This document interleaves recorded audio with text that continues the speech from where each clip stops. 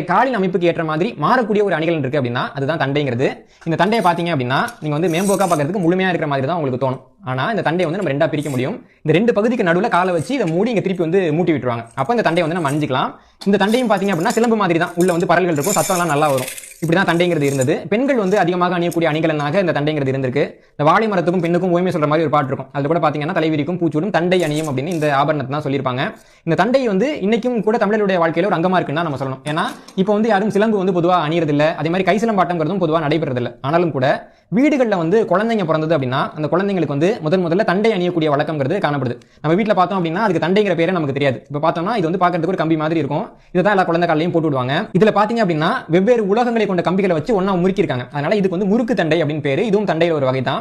இந்த தண்டையை தான் குழந்தைங்களுக்கு முதல்ல போடுவாங்க. அதற்கு பிறகு அந்த குழந்தைங்க ஓரளவுக்கு வளர்ந்ததுக்கு பின்னாடி பாத்தீங்க அப்படின்னா வெள்ளியில வந்து தண்டை செஞ்சு போடுவாங்க. இது வந்து நிறைய வீடுகளில் பார்த்திருப்போம் குழந்தைங்களுக்கு போடுறது. இது வந்து அந்த தண்டை வந்து இப்படி தான் திறக்கப்பட்டிருக்கும். அப்புறம் குழந்தைங்களுக்கு மாட்டி விட்டுருவாங்க. ஏன்னா குழந்தைங்களால வந்து சிலம்பெல்லாம் அணிய முடியாதுங்கிறதுனால ஒரு காலத்துல குழந்தைங்களுக்கு முதல்ல தண்டை அணிவிச்சு அதற்கு பிறகு சிலம்பு அப்படின்னு அவங்க பழக்கப்படுத்துறாங்க.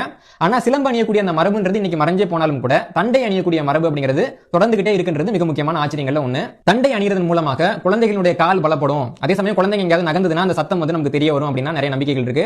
இப்ப சமீப காலமா பார்த்தோம் அப்படின்னா குழந்தைங்களுக்கு வந்து தண்டை அணிவிக்கிறதை விட கொலுசு அணிவிக்கிறதுங்கிறது ரொம்ப அதிகமாகுது. அதாவது குழந்தை பிறக்கிறப்போ அந்த முறுக்கு தண்டை போடுவாங்க. அந்த முறுக்கு தண்டை கழட்டிட்டு உடனே வந்து கொலுசு போடுறாங்க. ஆண் குழந்தையோ பெண் குழந்தையோ ஏதாவது கொலுசு போடக்கூடிய ஒரு முறை அப்படிங்கிறது இன்னைக்கு அதிகரிச்சிருக்கு. வாய்ப்பு இருக்கக்கூடியவங்க கொலுசுக்கு பதிலாக தண்டையே போடுங்க அப்படிங்கிறது என்னுடைய ஒரு வேண்டுகோளா நான் முன் வச்சுக்கிறேன். இந்த தண்டை, கொலுசு, சிலம்பு இதெல்லாம் எதுக்காக வந்து பயன்படுத்தப்பட்டது அப்படின்னு பார்த்தோம்னா ஒரு காலகட்டத்தில் நம்ம வந்து காடுகளுக்கு நடுவில் தான் வாழ்ந்துகிட்டு இருந்தோம். அப்போ வந்து பூராம், பள்ளி இதெல்லாம் வரும். அது போக நாய் படுத்திருக்கும், பூனை படுத்திருக்கும்.